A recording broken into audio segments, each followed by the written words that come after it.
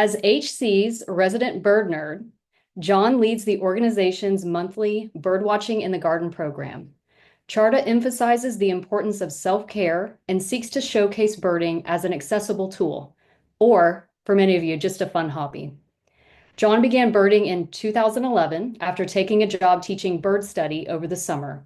After a short break between 2014 and 2018, John returned with a vengeance to the bird world and has been trying to see them all ever since.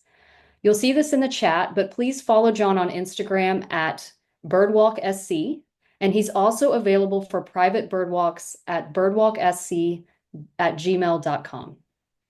And with that, I will stop sharing my screen and turn it over to John. John, thank you so much for being here with us. Thank y'all for having me. I'm thrilled and excited to be here. Welcome everybody, and a big shout out to Historic Columbia for giving us such a wonderful opportunity to showcase and feature our flighted friends, our feathered friends. Today's talk is going to be specifically about warblers. There's a number of species of warblers, I think around 50 or so, that occur naturally in the United States. And they are the little jewels of the sky. They are some of our most colorful birds, some of our most dynamic birds. They all have some really interesting calls and sounds, which we'll talk about today. And this time of year, over the next month and a half or so, will be some of the best opportunities for seeing as many of our warblers as possible. So again, my information's here on the screen. For those who don't know what I look like, there is a cartoon representation of me in the corner with my little chickadee friend who's also wearing a bow tie, which is just amazing. One of my friends made that for me. So I'm happy to be here. If you have any questions, as Kat mentioned, please utilize the chat. Or if you want to ask me something off script, offline, reach out to birdwalksc@gmail.com there, and I'll be happy to interact with you and help you in your bird journey. So a little quick note about me. Kat covered some of this in the bio. I really started taking notice of birds in 2011, and in 2018 that really ramped up. What this Birdwalk SC idea is really the worst side hustle ever, because I offer free 10-person bird walks around some of the state's best birding hotspots. Currently, I'm not offering those so much regularly as I am when people reach out and say, hey, would you be happy to lead a bird walk for us? That's what I'm really trying to do now, kind of a bespoke bird watching experience. And my goal is to make birding more accessible and to grow a general public love of birds in South Carolina. So when we talk about birds, one of the important things for us to talk about and understand is when birds might be here. So there are bird migration phases that we're going to talk about. There's 4-ish categories of migrating birds that we can find in SC. So first off, we have our winter or our non-breeding birds. These are birds that come down for the winter. They usually breed up in Canada or higher. And they're following the food. They're mostly berry eaters, sometimes worm eaters, but they don't necessarily need as many insects in their diet to survive. So those are the birds that we have really right now. We're very much on the tail end of our winter/non-breeding bird season. Then we have 2 migration phases, spring phase and fall phase. And these are actually surprisingly different because birds tend to migrate on an arc rather than in a straight line. So our migrating birds that we see in the spring might be different than our migrating birds that we see in the fall. It's also important to make a distinction between these 2 migration seasons because in the spring, birds are resplendent. The males are in their full breeding patterns, and the females are as females always look a little bit browner, a little bit drabber, and that's so they can be more camouflaged. You know, the females are the key to the species being able to continue to grow. So the males take on the risk of being an easy spot for a predator, while the females get to remain a little bit more camouflaged. However, in the fall time, the males don't need that resplendence anymore. So they are able to molt, they'll drop their feathers and they'll grow in some more feathers. And in some cases, birds will look the same. They have no difference between breeding and non-breeding, but many of our warblers actually do have a big difference. And there's some really stark changes that will happen in the male warbler. So the springtime tends to be a little bit more exciting for warblers because they are in, again, their colorful and bright phases. We then have our summer or breeding birds. These are birds that will stay with us through the summertime and start breeding towards the tail end of May, June, and July. These birds are mainly insect eaters, and they are again following the food. So they know that they can find a safe place to build a nest and build a little bird family here. Um, and then we have what are called vagrants. So these are birds that, for whatever reason, whether a storm kind of blew them off kilter or if their systems just got sideways, they end up in South Carolina when they really have no business being here. One of the beautiful things about birds is they have wings and then they can fly and they can kind of do what they want. But sometimes we will get birds. In fact, not so much a vagrant for South Carolina, but definitely a vagrant for Lake Murray. A recent story was run about white pelicans, the American white pelican being seen on Lake Murray regularly this time of year, because as they migrate, they just travel inland. Well, they're mostly a coastal freshwater bird. They have made and found a good food source for their travels on Lake Murray, which is really kind of cool. One of the most famous examples of a vagrant was 2 years ago. Hurricane Irene swept through up from the Gulf of Mexico and the South American and Central American countries and brought with it a flock of flamingos that was then spread throughout the entire country. Flamingos were spotted regularly in Alabama, up to Kentucky, Ohio. I think some got out all the way to Wisconsin, but we had a flamingo on Bulls Island off the coast of Charleston, off the coast of Allendale, for about half a year. That was regularly seen and spotted out there. So that's a vagrant bird. And then we also have, this is the ish of four-ish categories, year-round birds, birds that we know we can see year-round. I'm sorry if my dog's in the background. They just got a case of the zoomies and are going absolutely ham on something. So I'm hopeful that they are not being too much of a distraction for y'all. But we do have year-round birds. So you think of the cardinal. Or a blue jay, birds that you see no matter what time of year. We call them year-round because we can see them year-round. This might not be a totally true name for them because we do think that some birds do migrate even if it's just short distances. But regardless, we call them year-round birds because we can see them always. So we talked a little bit about patterns and colors. Again, breeding plumage this time of year are what our our male birds specifically will be in. And then there's this idea of male-female dimorphism. Some species of birds, the male and the female, look exactly the same. The mourning dove is a good example of that. There are some very subtle differences in the male and female of the species, but for the most part, it's not super obvious which is the male and female when taking a look at that bird. Before we get into the actual birds we're going to see this time of year, I want to talk a bit about backyard habitat and what you can do to attract more birds to your yard to keep them happy, healthy, and safe, as well as what might be a good attractor for a warbler specifically. So warblers are not big feeder birds, but we will talk about some that do hit your feeders. So these are some great examples of habitat. You'll notice on the first example, the top left with the house, there's just a great diversity there. You can see there's low undercover shrubby bushes, as well as the tall trees, your pine trees, your oak trees. And what that provides is cover and ample protection for a bird to be able to visit that yard and feel safe. Even if there's a hawk in the area, they can dive down into those low bushes and, find some cover. The bottom example, which is it's just a couple of grassy areas with a couple trees. We live in the South where a manicured lawn is a perfect lawn. And while they look very appealing, not always the best habitat for birds. So if you have an HOA that will allow you to do it, sometimes having a little bit of a grown-up yard can provide some more insect and food opportunities for birds, as well as, again, cover and nesting opportunities. And then the last example I wanted to show you is to highlight that birds really like edges. So if you have an area like you can see here, that's an open field that juts up to a forested area, birds will really gravitate towards that. Again, they're able to hide in that forested area. They can perch, they can nest. But I am sorry, y'all, the big open areas are good for getting insects. Water features. So birds, like humans, need water. One of the things I talk about most at the Hampton Preston Garden is their water feature that they have on site there. It doesn't have to be big moving water. It can be still water, as you can see in the top left with the cardinal.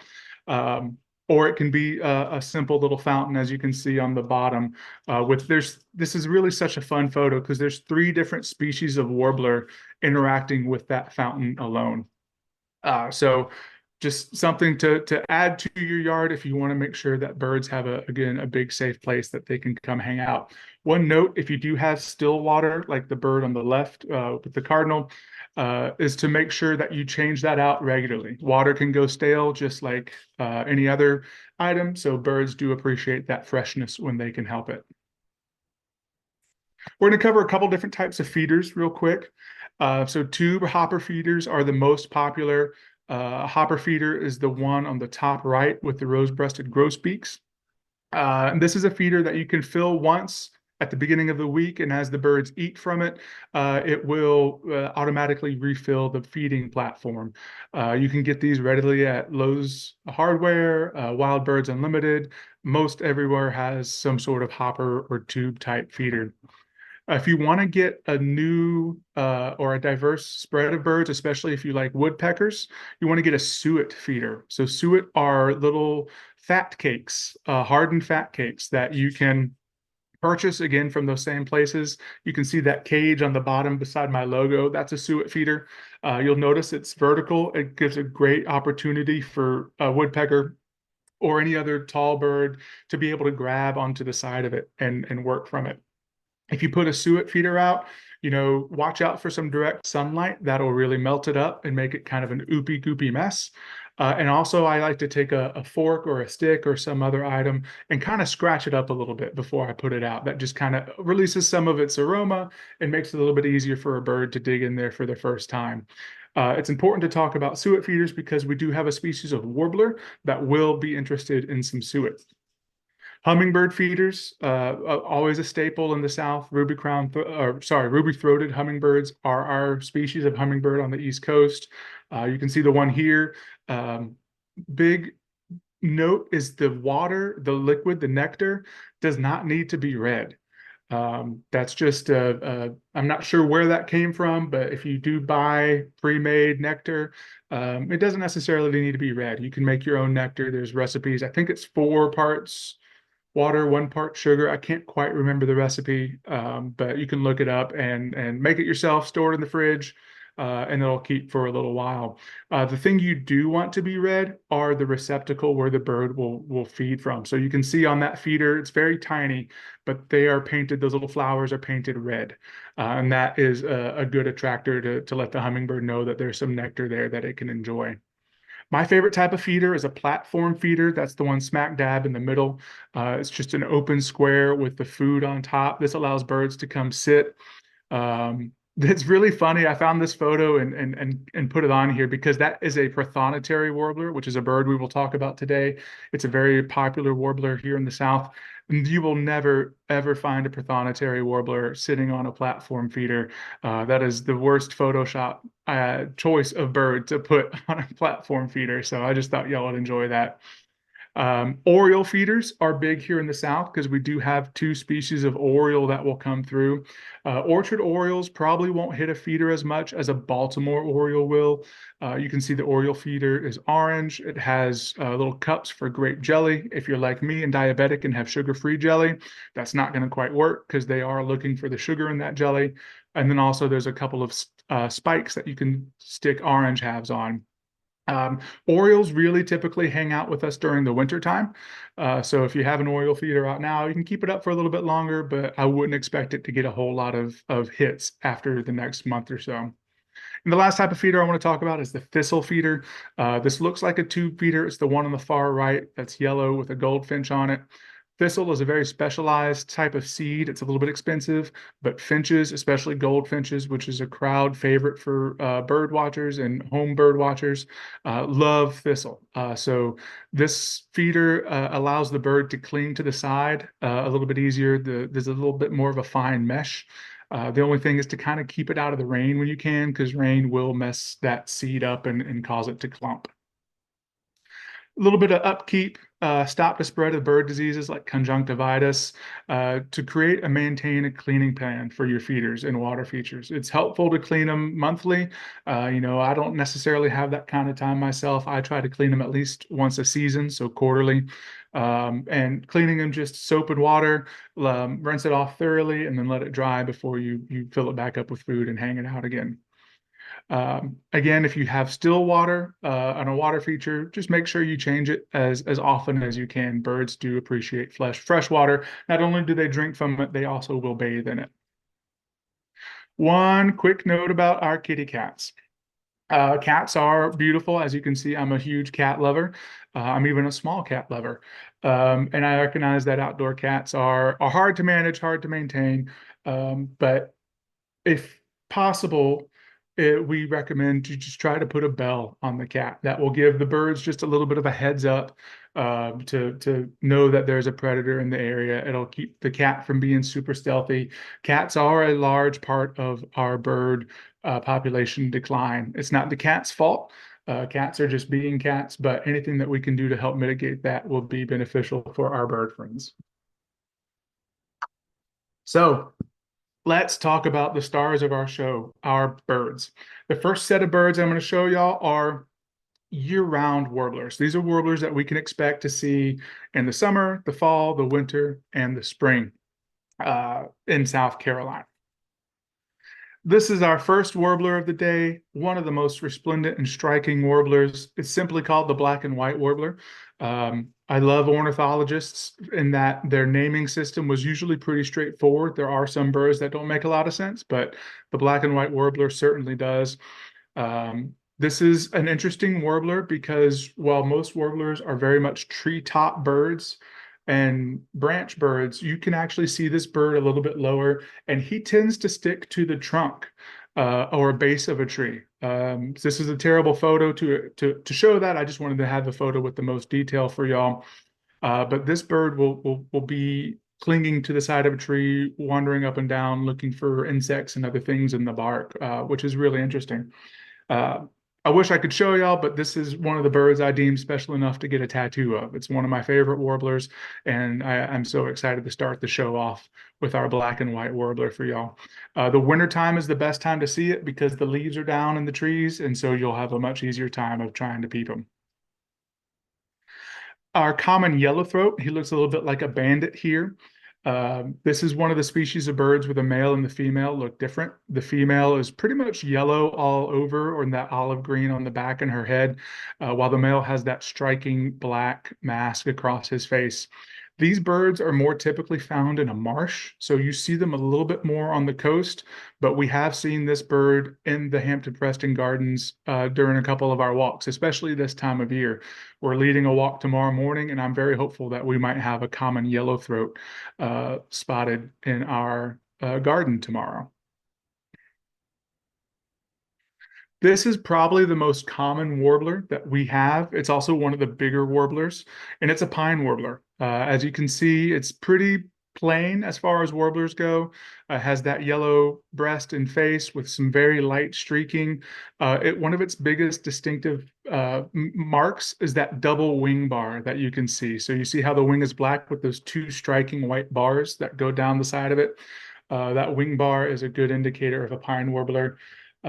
And they are with us year round. This is also one of the warblers that will hit a suet feeder.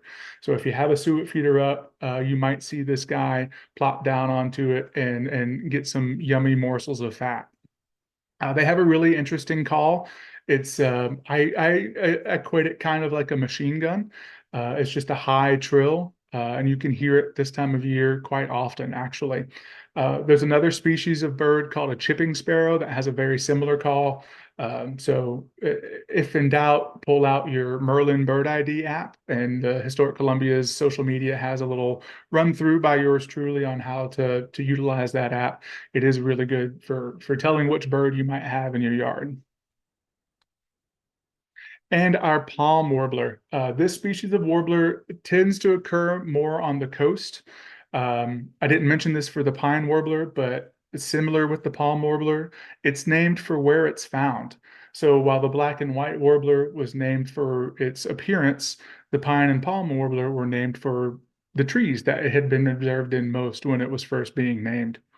The palm warbler, you can see similar to the pine warbler, but it's missing those white wing bars that we talked about. It's yellow more throughout rather than just on the breast like the pine warbler. And it has that russet orange cap on the top of its head, that rusty cap. We will see palm warblers during the winter time here in Colombia, but again, they tend to be more on the coast year round.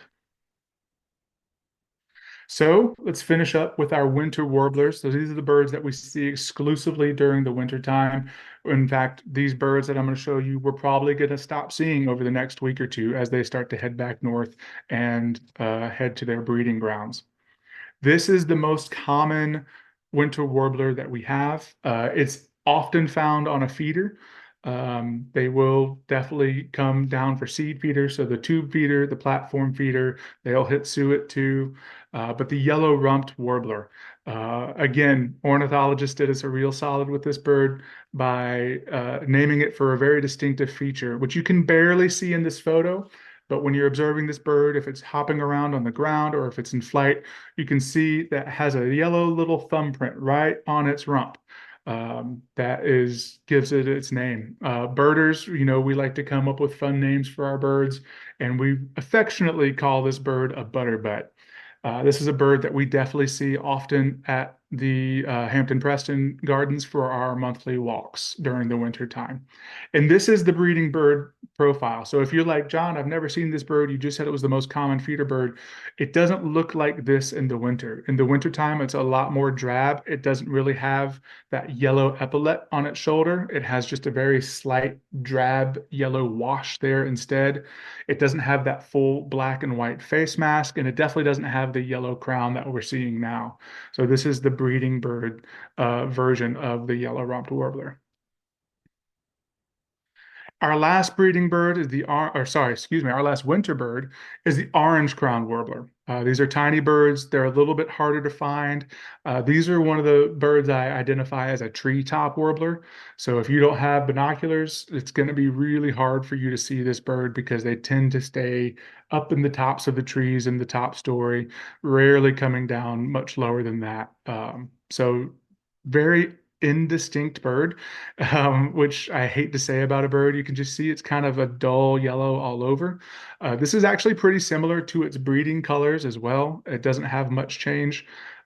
You'll note that it's called an orange crown warbler, and it appears there's no orange crown. If there is one, it is very, very faint. So when ornithologists were first discovering these birds and first naming these birds, they didn't have optics like we have, binoculars and spotting scopes. They had to rely on the bird in the hand. And so when this bird is in the hand, if you're studying it, whether you caught it through a net trap or which is illegal to do unless you are certified to be a bird bander, you can see that orange crown a little bit more distinctly. In fact, if anyone wants to see the orange crown, I took a photo about a month ago here at Congaree Creek Heritage Preserve, and it had a pretty good look at that orange crown. It's very dull, it's very small, but it does have an orange crown. So this is where we get into some fun, where we're going to start seeing some of our more colorful warblers. These are our breeding warblers. These are the warblers that we're going to see in the summertime. These are birds that are going to hang out with us and nest and have some young. The hooded warbler. This is another one of our treetop warblers, but they do like to come down a little bit more often than some of the others.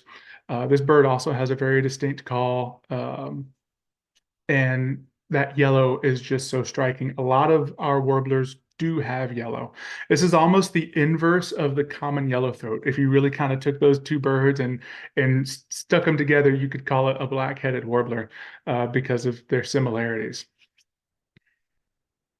We also have Kentucky warblers.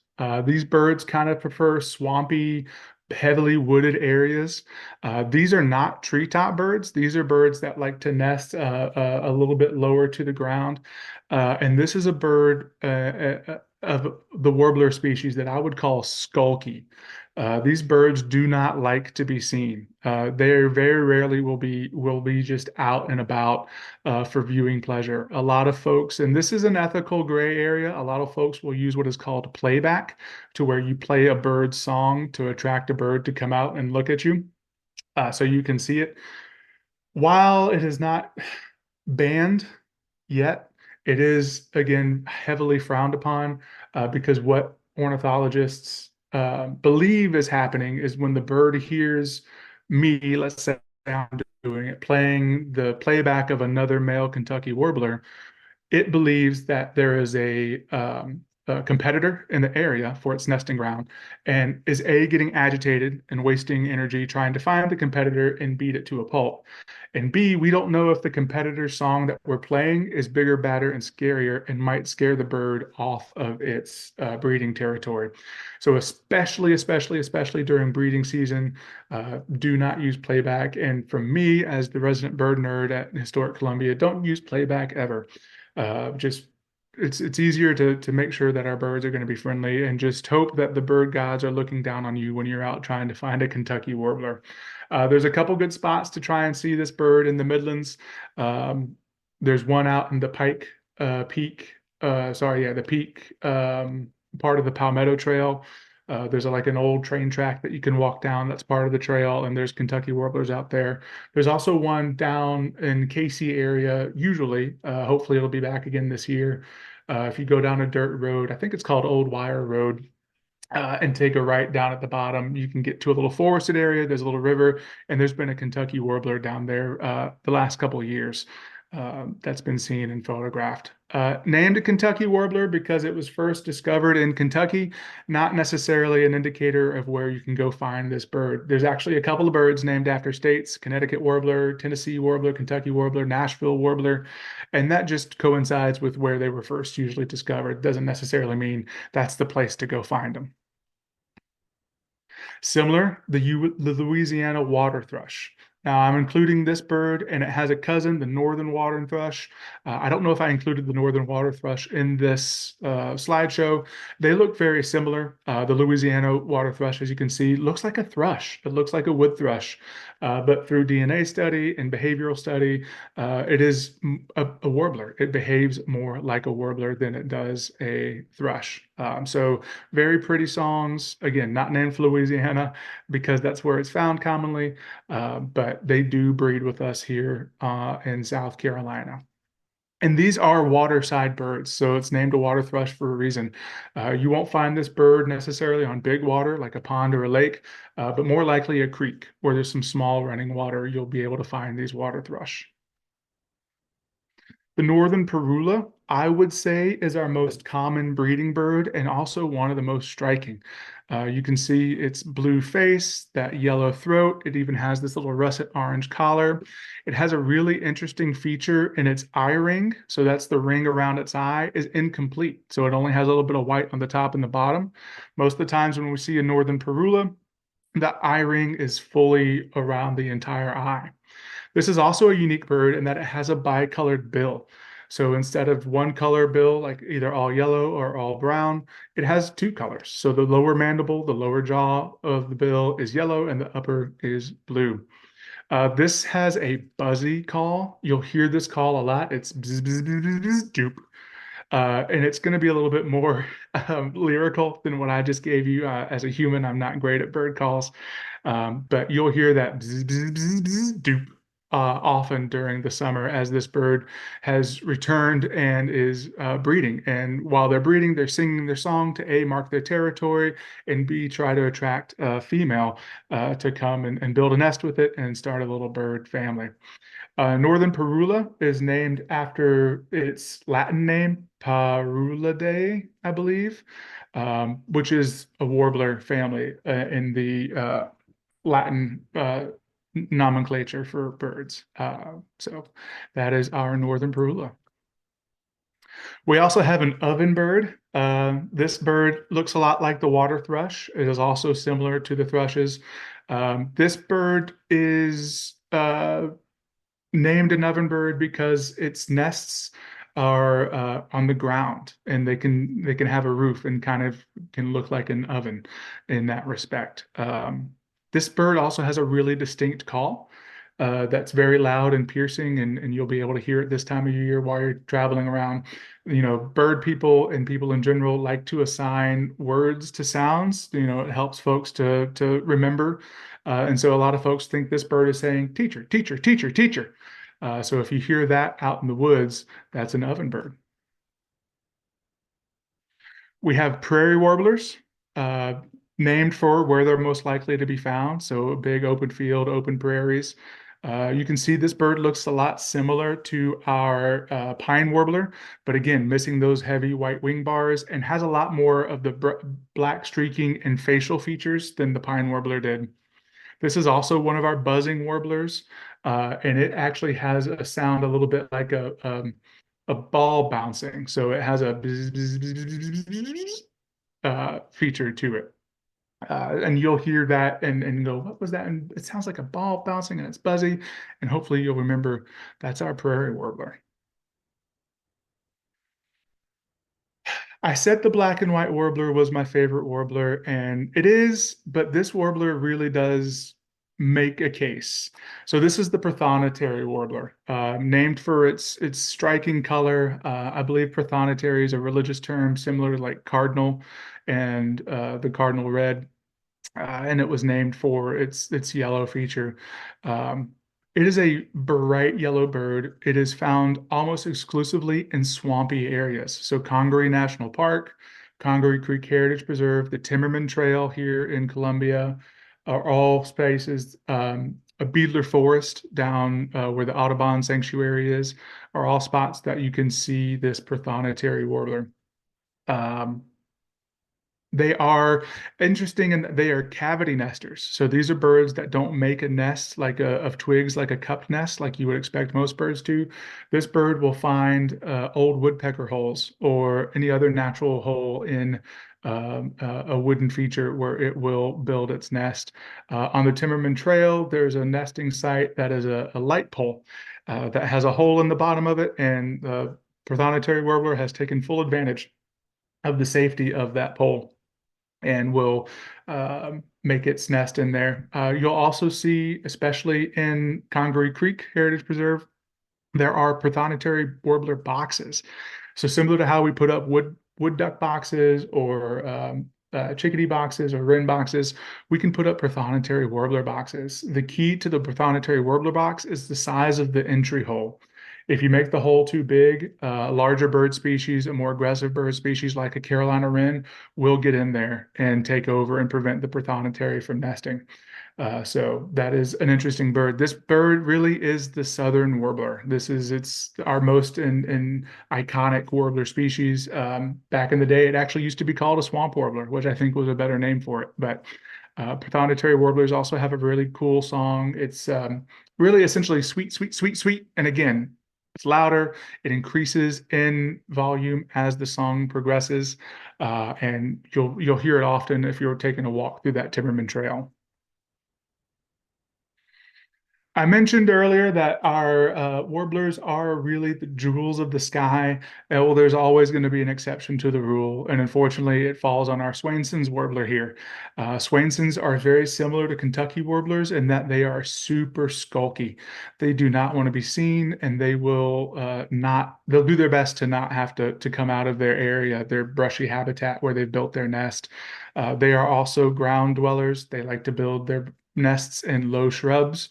But they have a very loud and distinct song, a song that I cannot replicate for you, unfortunately. So, again, in the Timmerman Trail, you will hear this bird singing quite a bit as you travel along, but you'll most likely not be able to see it as it has its ground cover, and it's also, as you can see from its orange russet color, very much the color of leaves on the ground or the bushes where it is hanging out.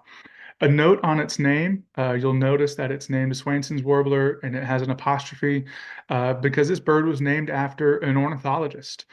So the ornithologists back in the day would bring honor to their friends and colleagues by naming a species after them. So they wouldn't necessarily name it after themselves. but they wouldn't say no when somebody else wanted to. There is a large push right now in the bird world, and the American Ornithologists Union has announced that they will be changing the names of the roughly 150 different honorific species named birds uh, to be more inclusive and to be more accessible for folks.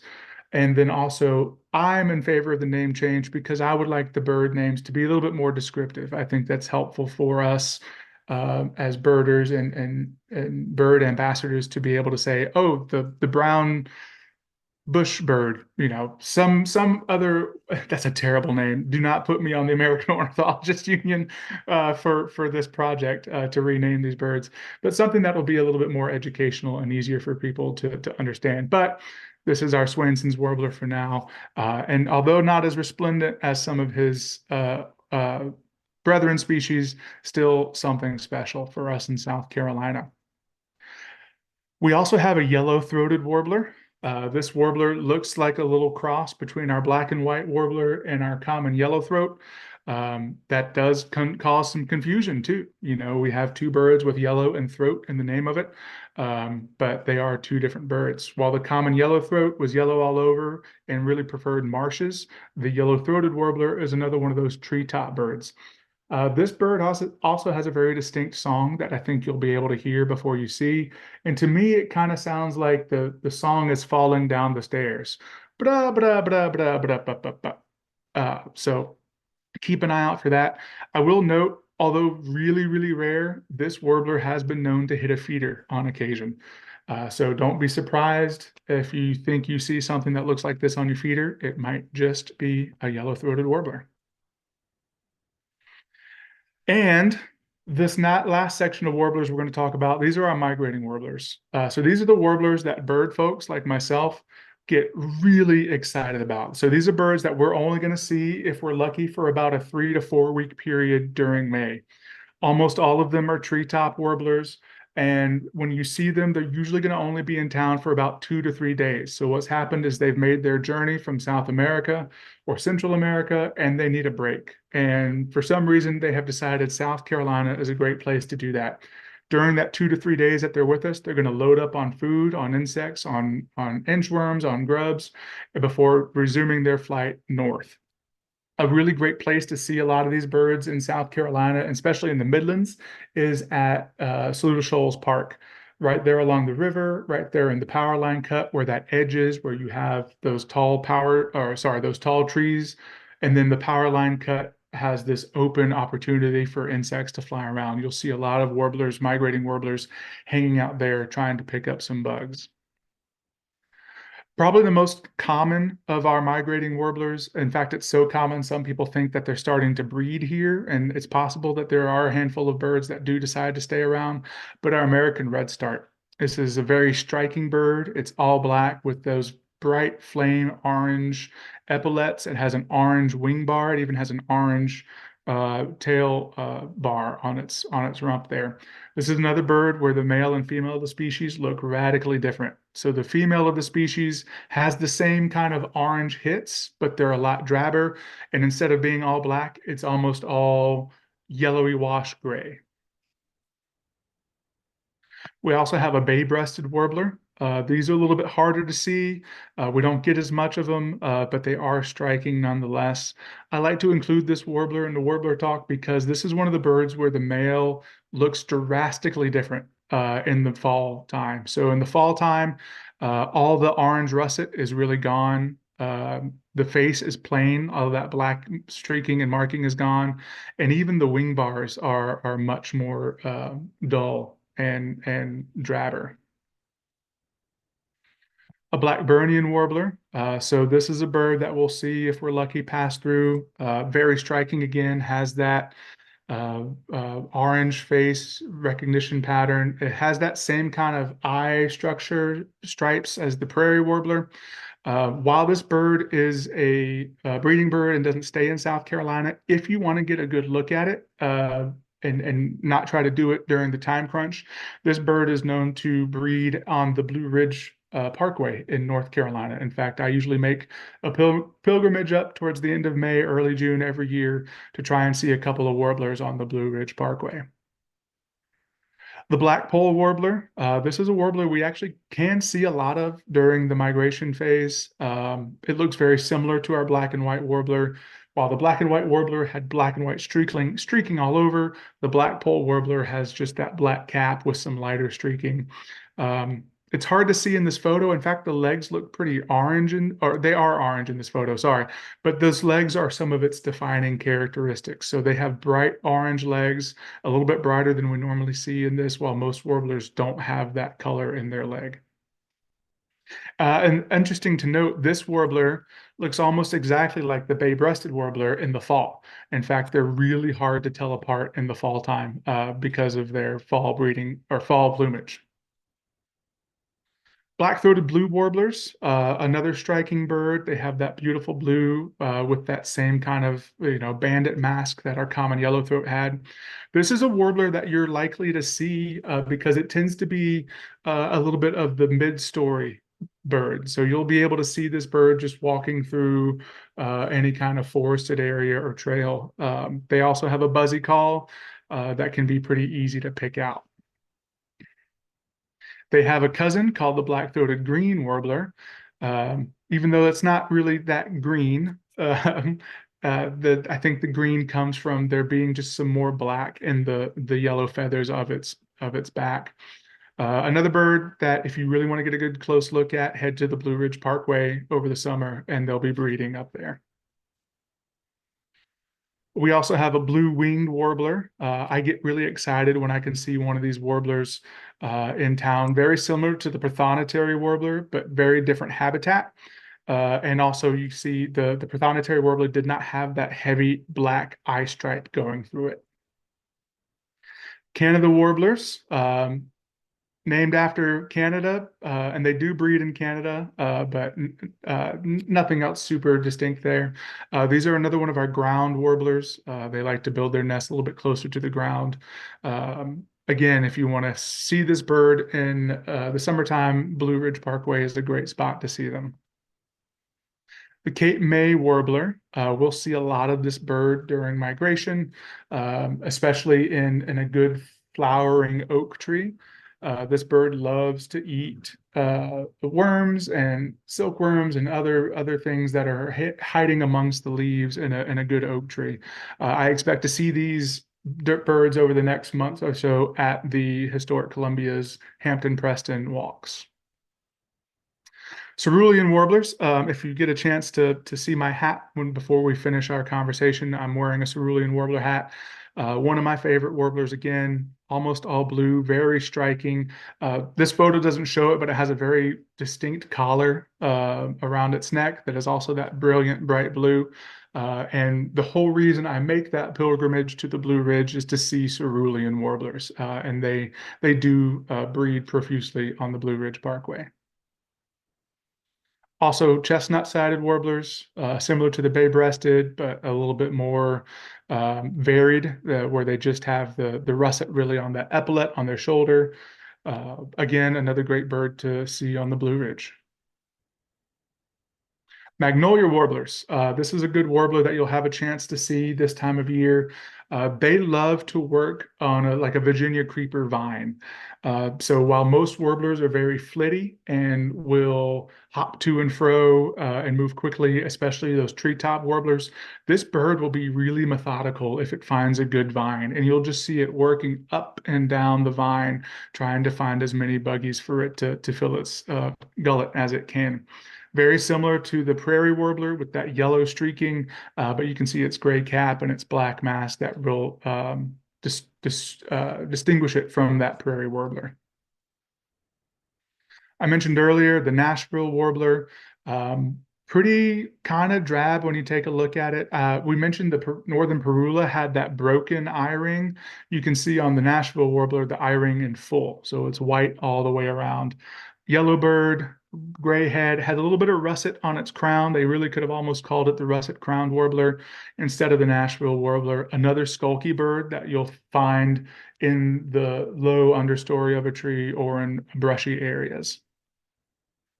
Oh, I did include the northern water thrush. So this is the northern water thrush. It's akin to the Louisiana water thrush. The Louisiana water thrush is very similar, but it's white streaking, while on the northern water thrush, it's hard to tell, but it's a little bit more of a buff or a yellow streaking. We have Tennessee warblers that will come through, not related to the Nashville warbler in any way, shape, or form, other than the both warblers. But you can see he's got that black eye stripe that can help you identify him. He's got a gray cap, and his gray cap to his back, that's a really distinct line that a lot of birds don't necessarily have, which is really great in helping to identify a Tennessee warbler. And while not common, I did have a friend in Lexington who had a Tennessee warbler hitting his um,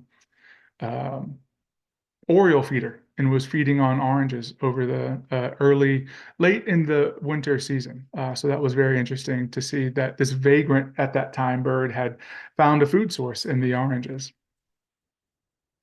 We also have Wilson's warblers, very yellow bird with that little perfect black toupee cap on top of it.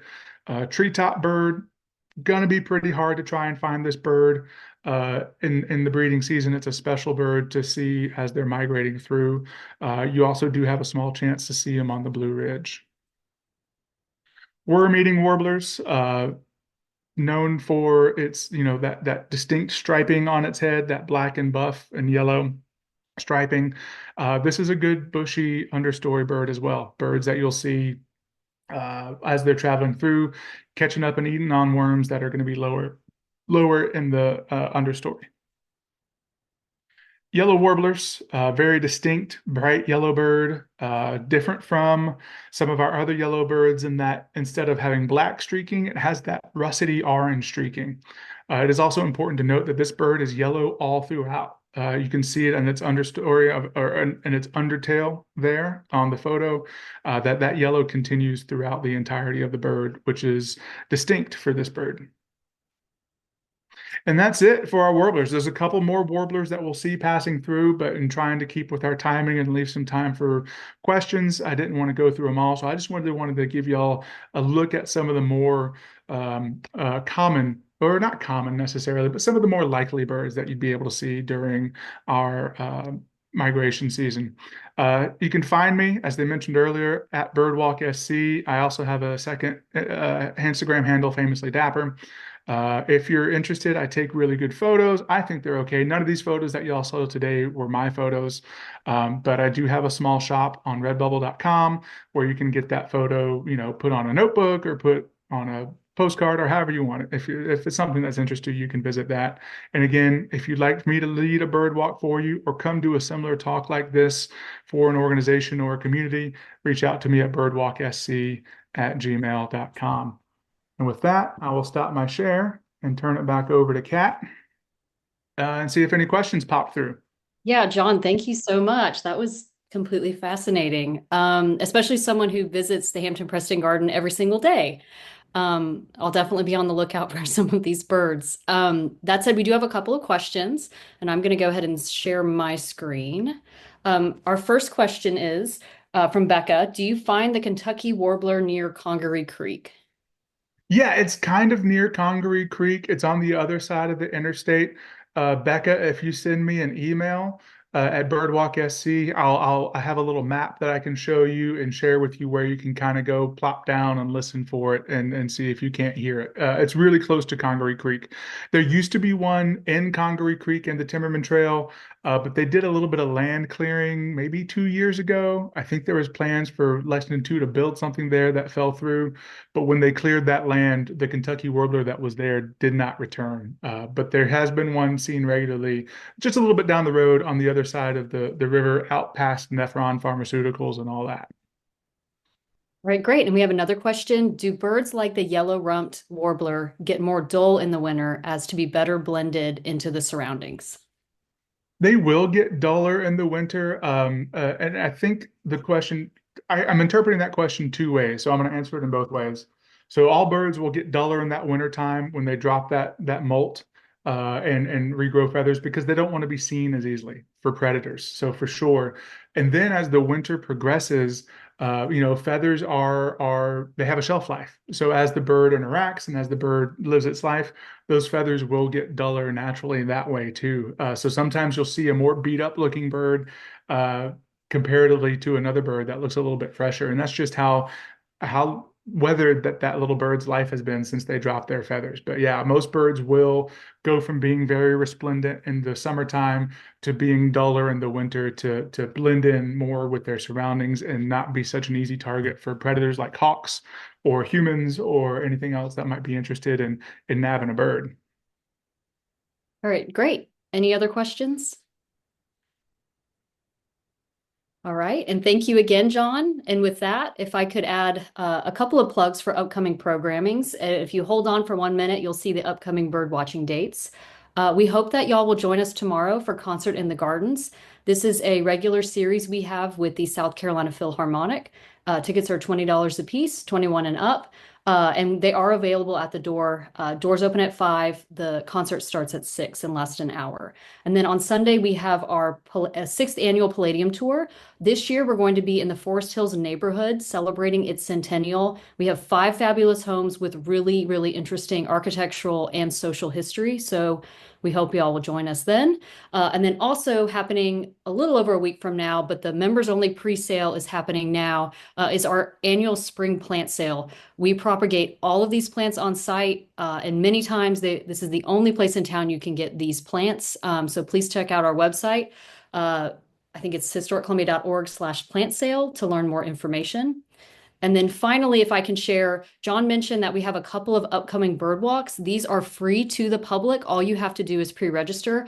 The next one is April 10th. That's sold out, but we have upcoming ones for spring migration, April 24th, May 8th, and May 22nd. All have free tickets available. The walk starts at 8, lasts for an hour. If John's finding a lot of interesting birds in the garden, people are welcome to stay up to another hour just to walk around. And again, these are at the Hampton Preston Gardens. And with that, I'd like to say we're happy to provide programs like this for no charge. We're obviously, as a nonprofit organization, welcome and appreciate any monetary donations you can offer. You will receive a post-event email with a recording of this program later this week if you'd like to share it with friends and family. This presentation will also be accessible to be viewed on our YouTube channel. This channel also includes all of our previous installments of Knowledge at Noon series, so please be sure to check those out. We thank you all for attending today's program and supporting Historic Columbia, and we hope you have a wonderful rest of your day. And thank you again, John. Thank you all.